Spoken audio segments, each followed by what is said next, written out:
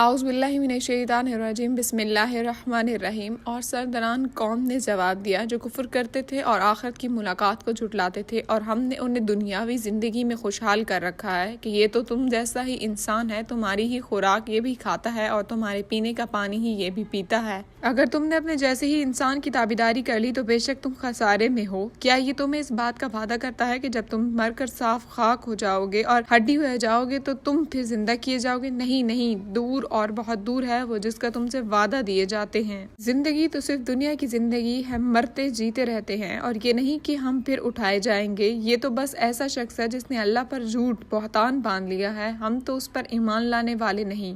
نبی نے دعا کی کہ پروردگار ان کے جھٹلانے پر میری مدد کر۔ جواب ملا کہ یہ تو بہت ہی جلد اپنے کیے پر پچھتانے لگیں گے۔ بالآخر عدل کے تقاضے کے مطابق چیخ نے پکڑ لیا اور ہم نے انہیں کوڑا کرکٹ کر ڈالا، پس ظالموں کے لیے دوری ہے۔